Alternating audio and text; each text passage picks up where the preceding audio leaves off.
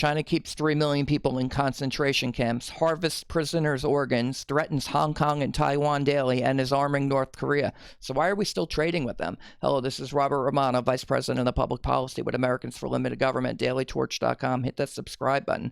Today, we're going to be talking about China again and asking the question, if they have such a terrible human rights record, if they're such a threat to national security, if they don't have U.S. interests at heart and they mean us harm, why are we giving them $380 billion a year? That pays for more than 2 years of China defense spending, according to the Voice of America reporting on a Chinese white paper. They have $152 billion of military spending every year. We're shipping them, as of last year, $378.6 billion via trade deficits. And that's a lot of money, and they're using it to fund their military and to expand their navy, to essentially to defeat us. That's what you need a big navy for if you're going to try to take on the United States. So Trump, he's been ratcheting up the trade pressure to deal with China's currency manipulation, their intellectual property theft, their forced technology transfers for companies that do business there. And they're trying to get an unfair trade advantage over the United States. And as a result, they've boosted manufacturing production in China. We've lost manufacturing production. We haven't grown above 4% since 2000, not above 3% since 2005. China entered the WTO in 2001. And so Trump got elected in 2016. To try to get a more fair and reciprocal trade deal with China. And so to bring China to the table, he's going up to 30% tariffs on $250 billion of goods and up to 15% on the remaining $300 billion of goods. And that's set to go in effect in September. He's also threatening broader economic sanctions. China's already getting sanctions on it. To do with fentanyl. The U.S. is going after drug trafficking out of China. Fentanyl is an opioid. It killed 28,400 Americans in 2017 alone, and China's a huge chunk of that. And so President Trump's taking this threat seriously, I think. And with the broader economic sanctions, President Trump is invoking the same set of laws that we've used against Iran, Libya, Russia, and other countries that don't have U.S. interests at heart. And this could enable the president to cut off transactions in foreign exchange, any transfers of credits or payments, the importing and exporting of securities. We could lock China out of U.S. Treasury markets. And this could be used to generally disrupt commerce in China. So this is where Trump is ordering companies to get out of China while they still can. And maybe they should, especially if China's not going to be having U.S. interests at heart. They're threatening Taiwan. They're threatening Hong Kong. They have troops on the border of Hong Kong. People are protesting there. Hundreds of thousands are marching in the streets. For their freedom. They oppose an extradition law that China's proposing that would allow Hong Kongers to be extradited to China for prosecution.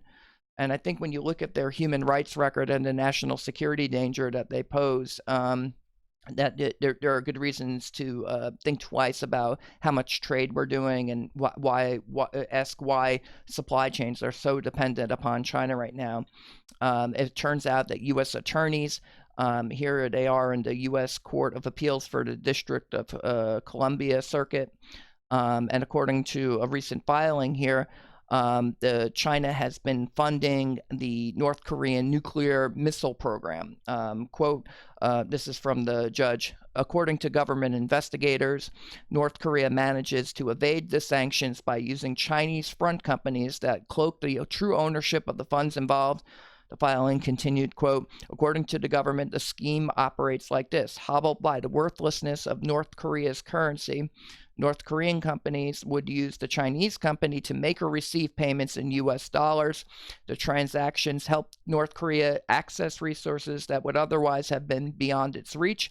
For example, the company's assistance enabled North Korea to export hundreds of millions of dollars of coal and other minerals, generating revenue in U.S. currency that North Korea could then use to requisition other commodities vital to its weapons program. In these transactions, the company routinely took advantage of U.S. correspondent bank accounts held by banks outside the United States at banks located inside of the United States. So they're exploiting Chinese companies that are willing to work with North Korea to basically launder money around. And so the U.S. attorneys are subpoenaing the financial records of these Chinese banks that their only purpose appears to be to help North Korea build nuclear missiles. And so we're trying to do sanctions on North Korea to bring them to the table. But what we're learning is that North Korea is just a vassal state of China and implementing China's national security strategy, which includes having a nuclear blackmail threat. Every time we try to ratchet up pressure on trade, North Korea is firing off more missiles. I've said in the past that this demonstrates that they have connective tissue, and this Justice Department case against the Chinese banks seems to show that. Elsewhere, if you look at their human rights record, the Pentagon is stepping up its own condemnation of Beijing, noting a vast concentration camp system in China, what it calls re-education centers. But according to the U.S. Defense Department, they could have up to 3 million people, Uyghur Muslims in the Xinjiang province alone, in concentration camps.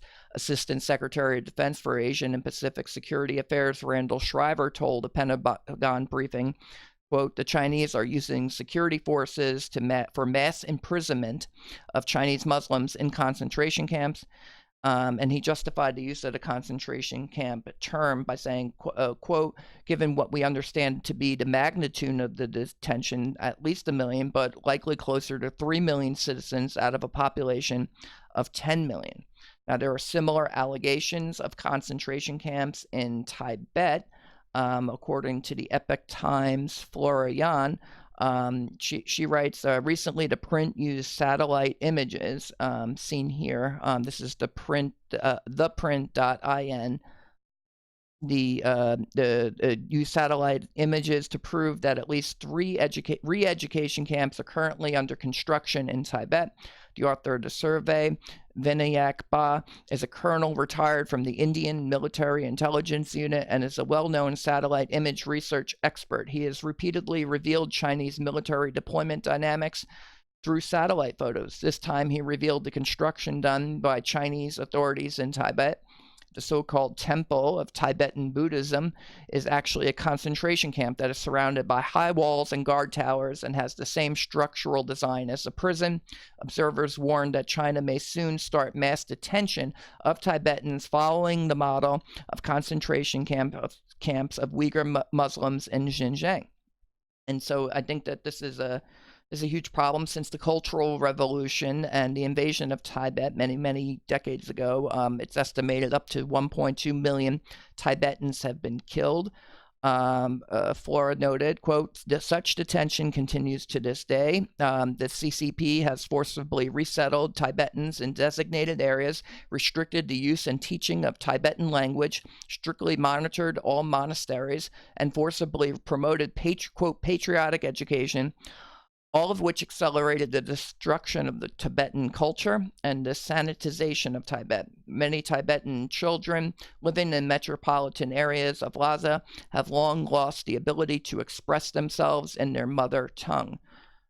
So making matters worse, though, there's the ongoing genocide of political prisoners to harvest their organs. This is from NBC News. China forcefully harvests organs from detainees. Tribunal concludes China's organ transplant trade is worth $1 billion a year, according to Tribunal. This story contains details some may find distressing.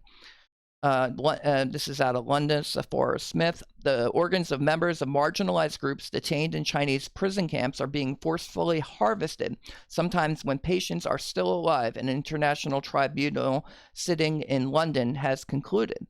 Some of the more than 1.5 million detainees in Chinese prison camps are being killed for their organs to serve a booming transplant trade that is worth some $1 billion a year, included the China Tribunal, an independent body tasked with investigating organ harvesting from prisoners of conscience in the authoritarian state. Quote, the forced organ harvesting has been committed for years throughout China on a significant scale, the tribunal concluded in its final judgment Monday. The practices of, quote, unmatched wickedness on a death-for-death basis, with the killings of by mass crimes committed in the last century. 2014 state media reported that China would phase out the practice, but according to the tribunal, it's still going on. This is coming against practitioners of Falun Gong, of spiritual discipline that China banned in the 1990s, and also may be possible that Uyghur Muslims are being targeted as well for the organ harvesting. So these are crimes against humanity. So why are we financially supporting mass murder and human rights violations in our blind pursuit of cheaper goods? Is it that important to have cheap smartphones? Maybe we can make them here. Maybe we can make them in Japan or India, somewhere else where people are not being put into concentration camps. Have we taken leave of our senses? We have a choice about who we're gonna do business with. We could you could do sanctions against China. You don't have to buy computers there. You don't have to make computers there. Now, if you look at past presidents, including former President George W. Bush and Barack Obama, I think that they wanted to promote trade with China because they thought that it might lead to democracy taking root in there. This was George W. Bush in 2003. He said, quote, our commitment to democracy is tested in China. The nation now has a sliver, a fragment of liberty. Yet China's people will eventually want their liberty pure and whole. China has discovered that economic freedom leads to national wealth. China's leaders will also discover that freedom is indivisible, that social and religious freedom is also essential to national greatness and national dignity. Eventually, men and women who are allowed to control their own wealth will insist on controlling their own lives and their own country. But instead, 16 years later, what you're seeing is millions of Chinese being put into concentration camps. President Xi Jinping has consolidated power to be leader for life, and minority groups continue to be oppressed. All we're accomplishing, therefore, is handsomely financing a dictatorial regime. And in the meantime, Wall Street is whining about the tariffs that Trump has put into place. Here's the thing. If you just change the name from China to Russia or Iran, would we even be having this debate? Maybe everyone would actually prefer sanctions, but they want to complain about tariffs. I think that, sanctions would be worse insofar as it could become criminal to do trade with China at that point. And so China should really be coming to the table and trying to hammer out a deal here. And they probably shouldn't be putting people into concentration camps and harvesting their organs and surrounding Hong Kong and threatening them or threatening Taiwan. Now, even for members of Congress who disagree with Trump on trade, I think the case for sanctions is overwhelming, especially when you consider other countries that have been routinely hit with sanctions by the United States over the years under the International Economic Powers Act. Through the years, we've hit Iran, Nicaragua, South Africa, Libya. This is in the 1980s, Iraq in 1990. Other countries, Russia, Cuba, and the list goes on, Syria. And the president absolutely has the power under the laws that Congress has enacted to do sanctions like he is threatening right now. I can understand the opposition. It seems to rhyme with the opposition in Europe to sanctions on Iran. They have financial vested interests in Iran, and so Europeans they don't like the fact that the Trump administration is getting tough on Iran with its own nuclear missile program that threatens our allies and threatens the wider region and Europe as well. I think that in the United States, companies have invested heavily in China, and so they're willing to look the other way when it comes to mass murder, concentration camps, and other evils that China is engaged in right now. They're so greedy, they're willing to go along with totalitarianism, all in the name of so-called free trade.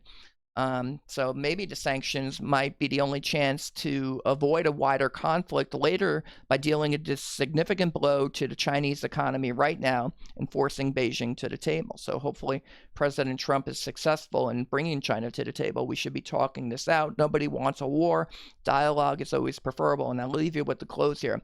I do wonder how proponents of human freedom can stomach continuing to do business with China, considering their record of threatening national security, arming North North Korea, concentration camps, violating human rights? Should we really be underwriting genocide and organ harvesting and endangering U.S. interests just to get slightly cheaper smartphones and computers? That's the commentary. This is Robert Romano, Vice President of Public Policy with Americans for Limited Government, dailytorch.com. Hit that subscribe button, ring the bell for notifications, and have a good day.